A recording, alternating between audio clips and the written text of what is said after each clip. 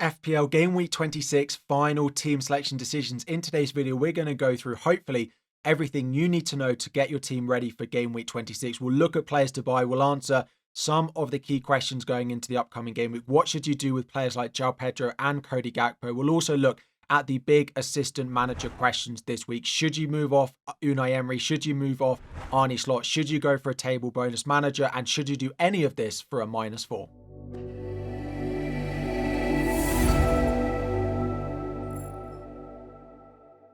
What is up, everyone? FPL Harry here. Before we dive in, 2,000 likes is the aim. Subscribe if you are new around here. And actually, before we go and talk about any final big talking points in FPL, on my video from yesterday, there were 2 questions asked more than practically any other FPL question is. First of all, apparently some people were saying the audio was different. Where's the mic? The mic is here. It just has to live on a little stand because I'm not at home until the next video, which will be on Sunday. Of course, there'll be the deadline stream on Friday afternoon with a Friday deadline. So there will be that. The mic is here. The mic hasn't changed. So hopefully it is all okay. And the other thing was, apparently I spoke so quickly in that video. I tried to get it out as fast as possible. That's because there are a few children in our hotel who seem to be playing a game at the moment in the afternoon where they run around and knock on people's doors. And I can't have that in the background of the video. So I'm trying to record in a really quick window before they come back. Like, I don't know how else to deal with the situation. So that is why I'm trying to speak so fast. But let's have a look at Game Week 26. To start off with some key questions. The first one is, I think probably the most big question we've asked is, would I sell Cody Gakpo or just bench him and play Morgan Rogers?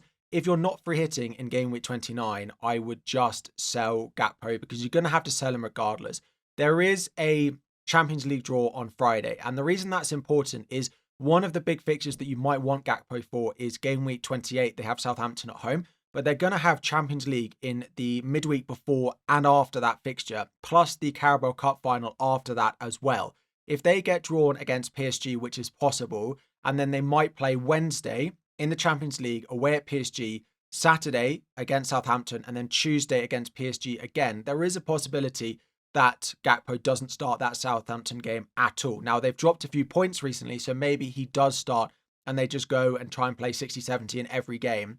But it does add a little bit of caution and a little bit of worry in my mind. So if you get that draw, particularly if they draw PSG, do I think he's going to play? We'll talk about the injury update. I think there's a big enough doubt in my mind that he maybe won't play. So I would be looking to sell Cody Gakpo this week. Morgan Rogers is not a bad option. I think Chelsea at home is actually quite a good fixture the way Chelsea are defending and playing at the moment.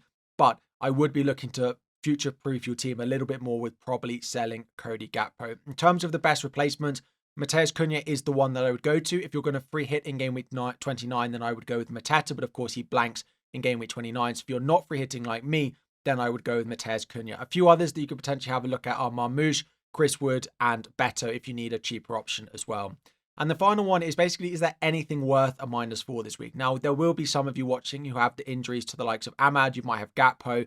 You might have a few others in there. You might have João Pedro, who we don't think is going to start against Southampton anyway. And in which case, taking a -4 to fix your team is something that you can do. However, there aren't that many players at the moment that I think are worth a hit this week. It might benefit you further down the line. Again, there are a caveat that if it gets you an extra player for 29 and you're going to have to take a hit regardless to get to that extra player for 29, then yes, you could do it. But whether it's an assistant manager or whether it's a player, it's just a transfer you like, I don't think there's very much I would do for a -4 this week. And the final big question of the week is what to do with your assistant manager chip. So to answer this very simply, most of you have Unai Emery or Arne Slot, and that is what about 90%, maybe even more of assistant managers are on at the moment. The first thing to say is I wouldn't sell either of them for a -4 to anyone. I wouldn't take them out. They're both favourites to probably win their game. Aston Villa at home to Chelsea and Liverpool away at Manchester City. You'd probably predict the way that the teams are playing that Aston Villa and Liverpool would probably win those games. So I wouldn't sell them for a -4. In terms of would I sell them for free, I wouldn't sell them for free unless I was going for a table bonus manager. So Mikel Arteta was actually the highest ranked projected points this week with Arsenal at home to West Ham. But I wouldn't do it for free. I don't think there's a big enough gap between them. I don't think Arsenal are going to go and win that game 4-5-0 and really score a lot of goals to get you a big haul. And actually, in terms of predicted points, there's not that much between them. So I would only sell them if you're selling them A, for free, and B, to a manager with a table bonus. Now, there are a few managers that you could potentially look at. The ones highlighted with sort of the orange bar on this table are the ones with a table bonus. Oliver Glasner, Crystal Palace, Ruud van Nistelrooy, Leicester, and McKenna of Ipswich are the top 3 ranked. You also have Wolves going away to Bournemouth as well. I don't like the Wolves one. You're probably looking at Leicester, you're probably looking at Ipswich, and you're probably looking at Crystal Palace. Crystal Palace is my favourite. I then have Ipswich second, and I actually have Leicester third, just because I don't think they get anything against Brentford. Would I do this for free? Yes, if you have maybe 2 or more transfers and you're okay set up for Game Week 29, or maybe you're free hitting in Game Week 29, or if you're chasing rank. If you're in a position where you have 1 free transfer, your team is a mess for Game Week 29, and you're not free hitting, I don't think I would be using a transfer on the assistant manager. So a few things: I wouldn't sell them for a hit. I wouldn't sell them to a manager unless it has a table bonus. Glasner would be my recommendation, Crystal Palace away at Fulham, but I would only do it if you're in a luxury position. In terms of captaincy, with Liverpool going away to Manchester City this week, there are a few sort of debates. There are a few other players that start to come into consideration. But with Manchester City's defending and the way Liverpool and Mo Salah are attacking at the moment, Mo Salah does remain my number 1 pick. We've got Bryan Mbeumo away at Leicester. Although he's been disappointing, is actually my number 2 pick, over going with Alexander Isak, Kluivert in at number 4, and then basically anyone else. I've got Palmer in here, but with the way Chelsea are performing, it could be someone like an Ollie Watkins as well. In terms of captaincy poll that I put out on Twitter, 65% are going with Mo Salah. That does mean that 1 in 3 of you are considering going with a differential captain. Now, that is very split. Bryan Mbeumo, Isak, and Bournemouth midfielders have about 10% each. There is a big split between all of those, and then a few other sort of players like Palmer, potentially like a few others like an Erling Haaland or a Marmoush getting a few differential punts in terms of captaincy. Salah will be my captain. He is predicted to score the most points this week. Liverpool are predicted to score almost 2 goals, but actually, interestingly, they're not predicted to score the most goals this week. Newcastle and Bournemouth as examples here, and actually Brentford are equal with Liverpool, but the other 2 predicted to score more goals. So there is an opportunity to go against Mo Salah if you're really chasing. Predicted points between these are actually really close. Mo Salah doesn't get too much away at Manchester City, but with the way Liverpool are attacking, they've also dropped points recently, and Manchester City's defending is pretty horrible as well. Salah is my recommendation, and he will be my captain. Now, we are recording before all of the Friday press conferences, so there was not loads of injury updates to give you. So there will be big updates. I think 16 of the 20 Premier League teams have a press conference on Friday. So we'll discuss all of that in our deadline stream on Friday evening. Of course, remember, it is a Friday evening deadline once again. Just a few of the big things to come out of what we know so far. Liverpool did have their press conference. Gakpo still remains a doubt. Arne Slot said he's hopeful, but it is touch and go. It is really close whether he's going to be available. So if you own him, I probably wouldn't be relying on a bench unless you've got someone really, a good player on your bench. Maybe you just bench Gakpo anyway, but generally I would probably be looking to sell. Connor Bradley looks like he is going to be out for at least Game Week 26 and Game Week 27. It might even last into Game Week 28 as well.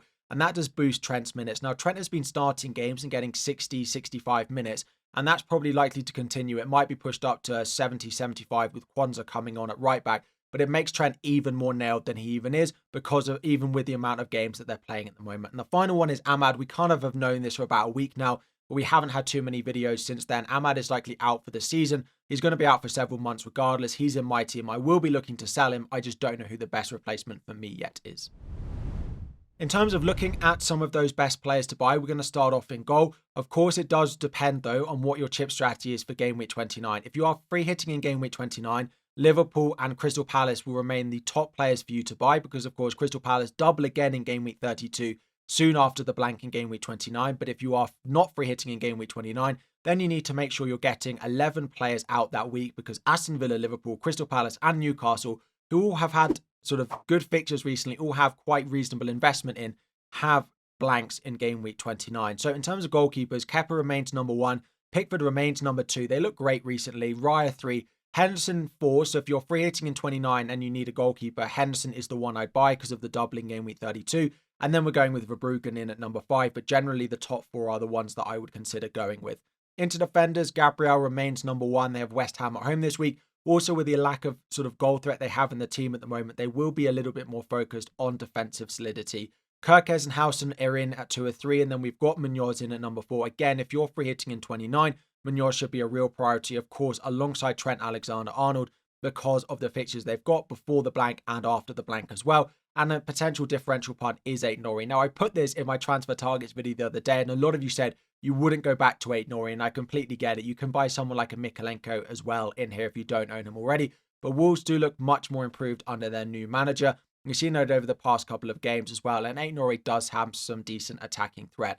Into midfielders to buy, of course, it excludes the highly owned ones in Salah and Palmer already. The Bournemouth midfielders remain my top three. We've got Kluivert, then Dango, and then Semenyo.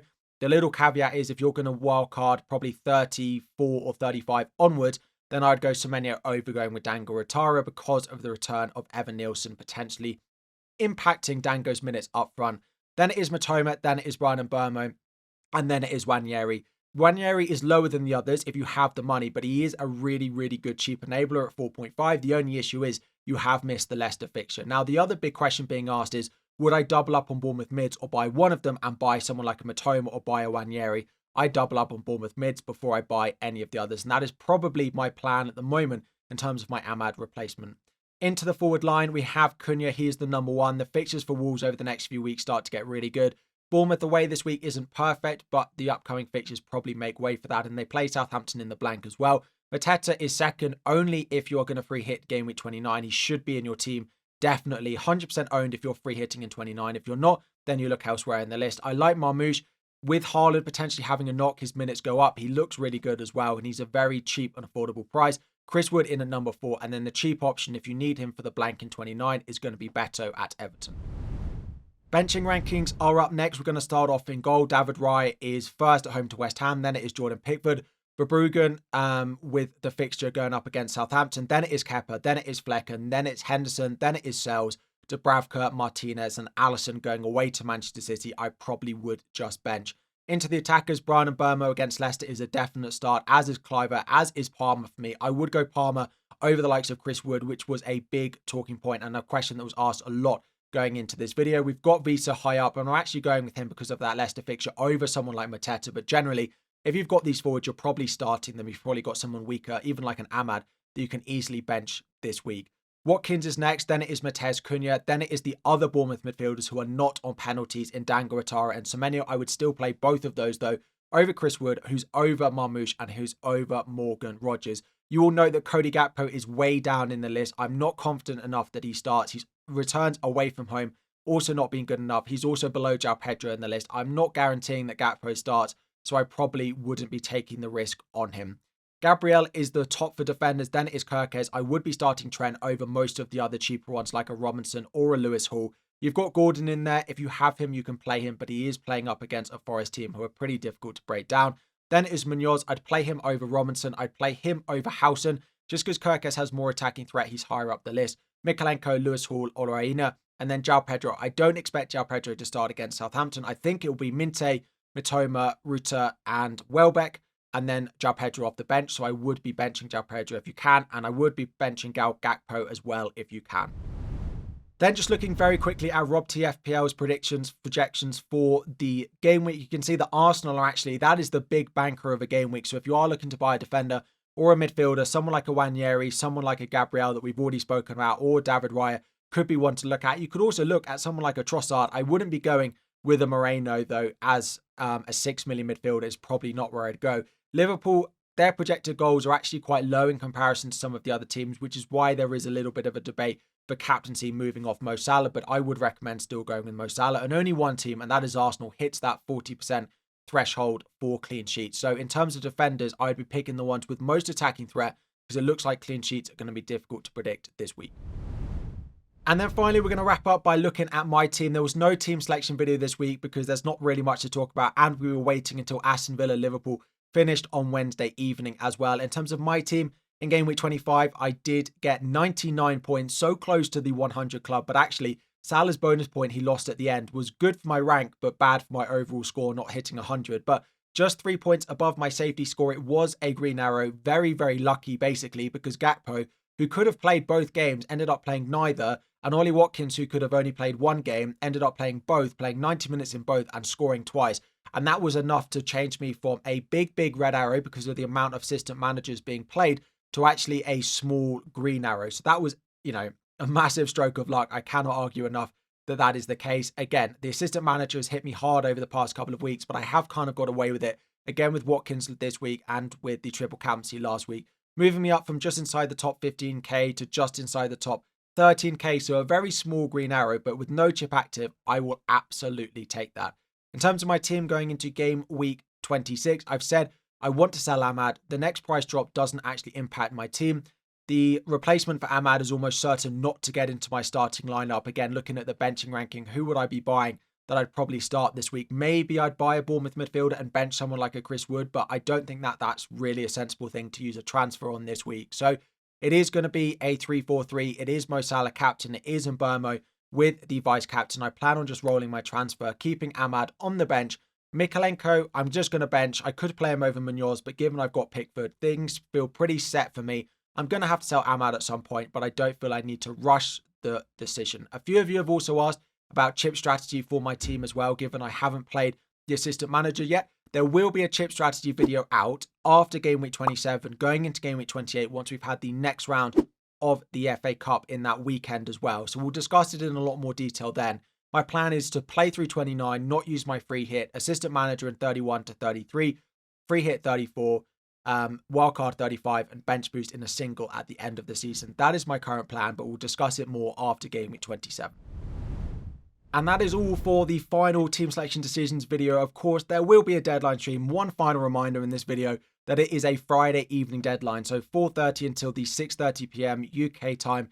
Deadline will be live on YouTube, answering all of your questions, discussing my team, anything like that you need. The stream has been scheduled, so click the link above, click notify for a reminder when that goes live. Drop any questions you have in the comment section down below. If not, bring them to the stream and we will answer them live then as well. Thank you all for watching. 2,000 likes is the aim. Subscribe if you're new around here, and I'll be back again very soon.